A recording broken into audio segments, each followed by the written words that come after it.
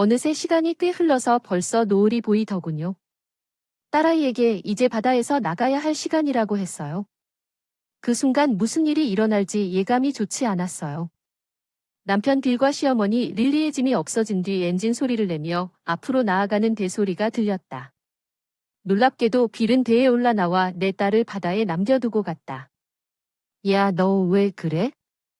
우리를 떠나서 당황해서 배를 향해 헤엄쳐 갔는데 작은 배인데도 따라잡을 수가 없었고 배를 잡으려고 하면 다칠 수도 있었죠. 어차피 혈연관계니까 괜찮을 텐데 보트에 가까이 다가가니 갑자기 빌이 그런 말을 하는 게 들려서 너무 놀랐고 릴리가 보트에서 내다보며 웃으며 말했다. 저 멍청한 표정 좀 봐. 빌이 멍하니 쳐다본다. 경멸과 배는 저를 떠났고 제 딸은 제 이름 뒤에 로런이고 저는 32세 주부입니다. 저는 남편 빌과 7세 딸 제시커와 함께 살고 있습니다. 제시커는 항상 학업에 열중하고 있으며 운동도 하고 5살 때부터 배워온 피아노 레슨을 위해 매일 열심히 연습합니다. 제시카는 정말 귀엽고 보물이에요. 제시카와 함께한 삶은 행복했지만 빌과의 일은 별로 좋지 않았습니다.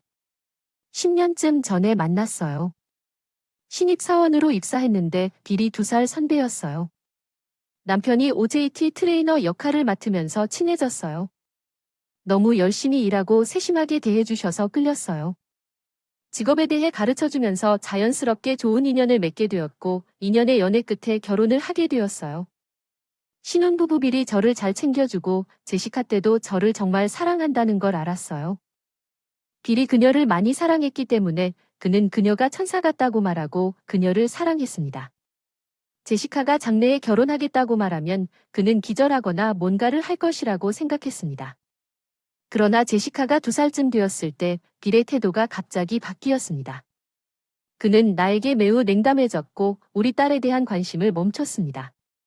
나는 그가 왜 나에게 말을 걸지 않고 약 1달 후에 더 이상 제시커를 붙잡거나 이야기하지 않는지 이해할 수 없었습니다. 나는 한계에 도달하여 빌에게 질문했습니다. 너랑 제시카가 최근에 내가 너한테 화나게 하는 짓을 해서 왜 이렇게 됐는지 모르겠고 정말 괴로워. 빌한테 그런 소리를 한 것 같아. 갑작스러운 변화에 너무 혼란스러워서 빌의 태도로 빌은 침착하게 이렇게 말합니다. 그 아이는 내 아이가 아니기 때문입니다. 무슨 뜻인지 이해할 수 없었습니다. 제시커는 정말 우리 아이예요. 무슨 말을 하는 걸까요? 그냥 제시커는 확실히 당신의 딸입니다. 내가 그에게 말했지만 그는 듣지 않았습니다. 왜냐하면 그녀는 나와 전혀 닮지 않았기 때문이다. 그건 사실이 아니다. 그녀는 이제 고작 2살이라 잘 알 수는 없지만 앞으로는 그녀가 당신과 닮았다는 것이 더욱 분명해질 것이라고 확신한다. 아니, 당신은 그렇지 않습니다. 안소가 줄게 초록 눈이 있고 눈도 꽤 크구나. 파란 눈이 있으니 이렇게 초록 눈에 예쁜 아기를 낳을 리가 없지. 남편의 천박한 추리로 쇼크 상태에 빠졌어요. 아니, 제 마른 저를 보세요. 제가 녹색 눈을 가지고 있다는 것은 그 사람도 저와 똑같은 눈을 가지고 있다는 뜻입니다. 제가 입어봤니 약간 설득력 있어 보였지만 아마도 그의 자존심이 그것을 허용하지 않을 것이라고 말했습니다. 그는 제 말에 동의하지 않았을 것입니다. 당신은 아마도 노력하고 있을 것입니다. 그게 사실이 아니라고 날 속이려면 결국 나를 믿어야 해. 빌은 그것에 대해 생각할 시간을 좀 달라고 하고 그때 부모님 집으로 돌아갔어. 그때 나는 그의 생각에 의문을 품고 불신하기 시작했던 것을 기억한다. 그 사람 부모님께 돌아가서 결혼은커녕 부모로서도 제대로 된 가정을 꾸릴 수 있을까 싶었는데 빌이 자기 입장에서만 상황을 설명한 것 같아서 릴리가 전화해서 나중에는 창렬하고 욕했어. 시댁에서 의논을 하다가 DNA 검사를 해서 한번 알아보기로 했고 청구서는 그렇게 하지 않아도 당연하고 내 아이가 아니라는 걸 안다고 하더군요. 내가 검사를 하자고 했을 때 그는 마지못해 동의했다. 검사 후 그녀도 빌의 아이라는 것이 밝혀졌다. 남편은 나를 바라보며 농담하는 거라고 설득했지만 시아버지 피트는 결과가 나왔다고 했다. 왜 그러지? 그냥 인정하고 로렌에게 사과하고 키가 그에게 소리를 지르니까 빌이 마침내 정신을 차렸어요. 로렌 미안해요. 당신을 의심했어요. 무슨 일인지 모르겠어요. 빌은 고개를 숙이고 사과했기 때문에 그를 용서했어요. 지금쯤이면 이혼을 하려는 분들도 계시겠지만 저는 결혼을 했을 때 주부가 되어서 돈을 충분히 벌지 못했고 제시카의 친아버지를 2살밖에 안 된 그녀에게서 빼앗아가는 게 안타까웠어요. 게다가 나는 결국 제대로 사랑에 빠져 결혼을 했고 당장 이혼하고 싶지는 않았지만 나중에 빌과 이혼했어야 했던 것을 후회하게 되어 빌과 결혼 생활을 이어갔지만 거기까지였다. 그와는 다소 어색한 분위기였지만 여전히 조금씩 이야기를 나누기 시작했고 한동안 부부 같은 느낌이 들기 시작했지만 빌은 내가 오라고 해도 제시카에게 마음을 열지 못하는 것 같았습니다. 빌이 그녀와 놀자 그는 어우예라고 말하고 다소 어색해졌습니다. 그는 제시카와 잠시 동안 놀다가 즉시 어머니가 더 낫다고 생각하고 결국 그녀를 나에게 넘겨주었습니다. 빌은 거의 함께 놀지 않았습니다. 제시카는 5살쯤 되었을 때 자라면서 많은 것에 호기심이 많고 관심이 많았습니다. 책과 다른 것들을 많이 읽었고 어느 날 역사에 관해 나에게 묻고 이해하지 못하는 것이 있으면 항상 나에게 질문을 했습니다. 나는 세계사를 아주 잘 아는 빌이 더 나은 사람이라고 생각했기 때문에 빌이 나보다 그것에 대해 더 많이 알고 있기 때문에 물어보라고 말했습니다. 그러자 제시커는 빌에게 달려가 내가 했던 질문을 그에게 물었습니다. 빌과 제시커 사이의 관계를 개선하는 데 도움이 될 방법을 찾았지만 그는 어머니에게 물어보면 더 나은 대답을 얻을 것이라고 말하며 그녀를 외면했습니다. 제시커는 혼란스러워서 누구에게 물어봐야 하는지 잘 물었습니다. 저는 빌에게 가서 안녕하세요, 제시커가 묻는다고 말했습니다. 당신은 그녀에게 더 많은 관심을 기울여야 합니다. 이 법안에는 당신이 이런 일을 위해 거기 있다고 적혀 있으므로 당신이 거기 있다면 나는 필요가 없습니다. 나는 그가 왜 그렇게 주저하는지 궁금하다고 말하는 것을 듣고 정말 놀랐습니다. 제시카와 함께 시간을 보내다 제시카도 아버지의 보살핌을 받지 못해 조금 외로워 보였습니다.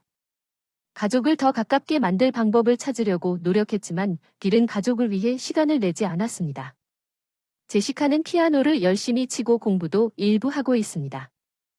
그녀는 열심히 일하지만 그녀의 아버지가 그녀에게 관심을 갖기를 원했기 때문에 빌에 대한 나의 좌절감은 커졌고 어느 날 밤 나는 그에 대한 나의 좌절감을 그에게 풀었습니다.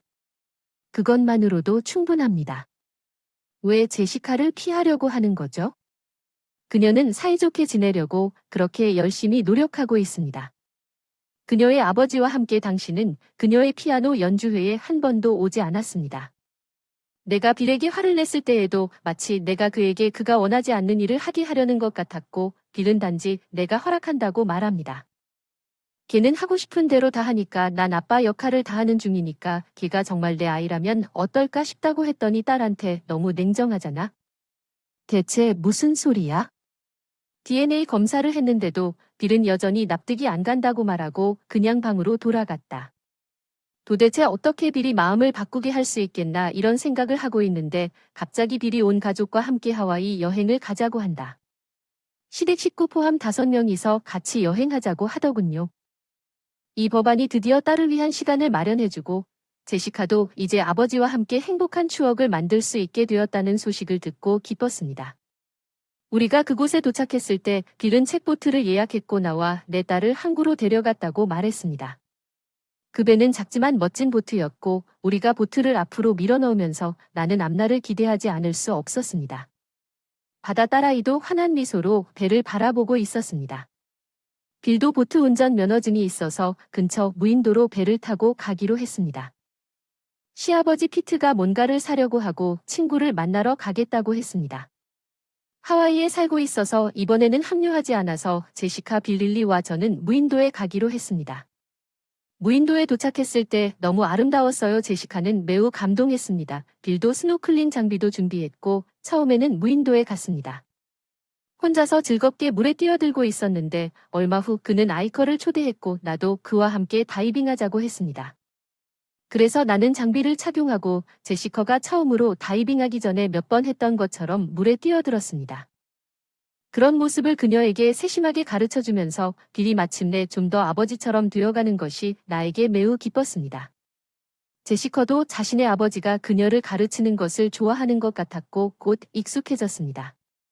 빌은 내가 휴식을 취하고 물에서 나와 딸이 너무 멀리 가지 않도록 시켜주고 어느새 시간이 꽤 지나서 벌써 일몰을 볼 수 있게 되어서 함께 물속으로 다이빙을 즐겼습니다.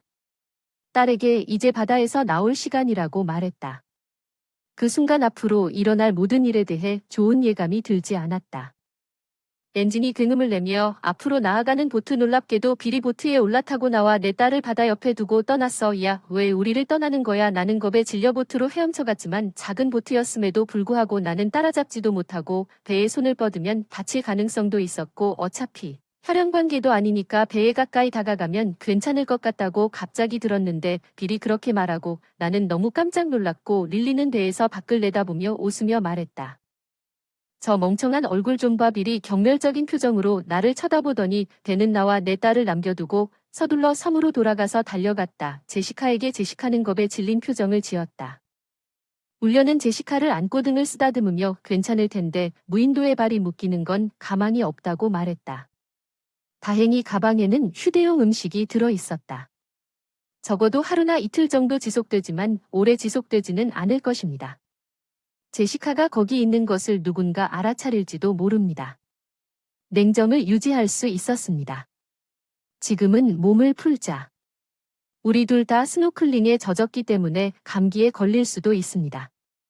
물에 제시카의 머리와 몸을 깨끗이 닦아준 수건으로 옷을 입히고 야른 나뭇가지 몇 개를 가져오고 낙엽을 모아 불을 피웠어요.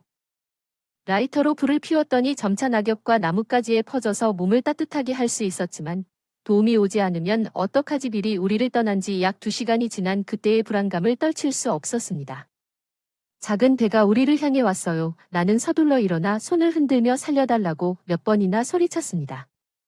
배가 우리 근처에 멈춰섰고 배주인이 우리에게 다가왔습니다. 괜찮습니까? 그가 우리를 부르며 배에 타라고 손짓했습니다. 그 남자는 우리가 보트에 있는 동안 빌에게 보트를 빌려준 더 보트샵의 직원이었습니다. 그 남자는 빌이 보트를 그에게 돌려주었을 때 빌과 릴리가 갑자기 떠났다고 말했습니다. 돌아오는 사람 수가 안 맞는 것 같아 걱정이 되어서 성까지 확인하러 왔어요. 너무 안도해서 눈물을 흘렸습니다. 제시카는 우리가 두려워서 지쳐서 내 품에 안겨 자고 있었습니다. 무사히 호텔이 있던 섬으로 돌아왔고 도와주신 분들께 감사 인사를 한 후 제시카와 저는 호텔로 돌아갔습니다. 호텔에 도착해서 로비에서 피트를 만났어요. 로레는 제 옆에 계시지 않나요? 아들과 아내 피트가 나를 만나러 왔지만 내가 얼마나 피곤해 보이는지 보자마자 뭔가 잘못되었다는 것을 즉시 깨달았습니다. 저기 라운지에 앉자. 그는 말했습니다. 그리고 우리가 앉으면서 그는 내가 해야 할 말을 들었습니다. 오늘 우리는 뒤에 남겨졌고 그 청구서는 내 말을 듣고 한동안 제시카에게 전화가 왔습니다. 피트는 고개를 숙이고 사과했습니다. 생각해보면 빌과 릴리가 우리에게 한 일을 결코 용서하지 않을 것이라고 말했습니다. 빌이 제시카가 그의 아이가 아니라고 의심했을 때 피트는 항상 진실을 확인하려고 노력한 유일한 사람이었고 피트는 항상 그의 손자를 사랑했습니다. 그는 나의 유일한 동맹자였습니다. 피트는 그들에게 내가 동의한 교훈을 가르치자고 말하고 그와 함께 프론트 데스크로 갔습니다. 다행스럽게도 빌과 릴리는 아직 호텔로 돌아오지 않았습니다. 제가 호텔을 예약한 사람이었기 때문에 아마도 어딘가에서 저녁을 먹고 있었을 것입니다. 이제 숙박을 취소했습니다. 빌과 릴리는 여기에 머물 수 없을 것입니다. 피트는 이 근처에 사는 친구 집에 머물 계획이었고 그에 대해 이야기하기 위해 호텔에서 우리를 기다릴 예정이었습니다. 그래서 피는 로런이 나와 함께 가야 한다고 말하고 제시카와 나를 그의 친구 집으로 데려갔습니다. 그의 아내와 둘 다 우리를 그들의 집으로 맞이했을 때 제시카는 깨어나 그들이 준비한 집밥을 먹고 있었는데 빌과 릴리가 경찰에 체포되었다는 전화를 받았습니다. 호텔에 체크인을 할 수 없다는 큰 소란이 발생하자 프론트 데스크는 급히 사건을 보고했고 경찰은 급히 호텔로 달려갔지만 그들은 우리가 예약했다고 공격적으로 항의했다. 빌과 릴리는 아마도 체크인을 원하지 않았기 때문에 항의했을 것이다. 이용당했지만 경찰의 지시를 따르지 않으면 체포됩니다. 피트와 저에게 도움을 요청했지만 거절했습니다. 경찰의 제시카와 저 두 사람이 무인도에 버려졌다고 말했습니다. 경찰도 피트의 진술을 받았습니다. 그 결과 빌과 릴리는 둘 다 범죄 혐의로 기소되어 상당히 어려운 상황에 처해 있었습니다. 남편은 당황하여 변호사를 선임했지만 큰 보석금을 지불하고 수천 달러를 잃었습니다. 게다가 그들은 보석금으로 풀려날 때까지 며칠 동안 감옥에 갇혔고 빌과 릴리는 육체적으로나 정신적으로 모두 지쳤습니다. 이렇게 그들에게 돌아갈 수 있어서 정말 기분이 좋았습니다. 그 시간에 보트 직원이 오지 않았다면 제시카와 제가 오지 않았기 때문입니다. 훨씬 더 큰 고통을 당했을 텐데 제시카와 나는 다른 짐을 챙겨 먼저 집에 돌아와 부모님 집으로 돌아갔다가 빌을 만났는데 빌은 변호사를 통해 이혼 서류를 가지고 바로 뒤를 밟고 자신이 초래한 정신적 고통에 대해 위자료를 요구했다. 그때 나와 내 딸은 변호사를 통해 그가 왜 그런 짓을 했는지, 왜 지금까지 자신의 딸에게 관심을 기울이지 않았는지 물었습니다. 변호사에 따르면 빌은 갑자기 우리에 대한 사랑을 모두 잃었다고 말했습니다. 딸이 자신의 아이가 아니라고 의심한 후 나는 이 말을 듣고 충격을 받았고 적절한 DNA 검사를 받았음에도 제시카가 자신의 아이라는 것을 여전히 믿을 수 없었습니다. 제시카와 헤어졌어야 했던 것을 조금 후회했습니다. 그런 끔찍한 아버지는 이혼 후 나에게 위자료와 자녀 양육비를 지불하기 위해 청구서가 남겨져 빚을 지게 되었습니다. 게다가 나는 이 사건을 여전히 같은 회사에 근무하는 전 상사에게 보고하여 빌의 역겨운 행동이 회사 전체에 빠르게 퍼졌습니다. 아르바이트를 하는 동안 나는 새 직장을 구했고 우리 둘이 살 수 있을 만큼 큰 아파트를 빌려 제시카와 함께 살기 시작했다. 제시카는 더 이상 빌을 아버지로 생각하지도 않고 나에게 모든 애정과 사랑을 준다. 매일 피아노 연습하면서 엄마 다음 대회에 꼭 우승할 거야. 엄마 이렇게. 사랑스럽고 착한 제시카가 좋아하는 일을 할 수 있게 열심히 일해서 돈 벌어볼 거야. 엄마 그들을 무인도에 남겨두는 것은 분명 범죄입니다. 빌과 릴리는 감옥에 가둬야 한다고 생각하지만 키트가 괜찮은 사람이어서 너무 기뻐요. 로렌이 딸 제시카와 계속해서 행복했으면 좋겠어요. 끝까지 시청해주셔서 감사합니다. 우리 채널을 구독해주세요. 다음 영상에서 만나요.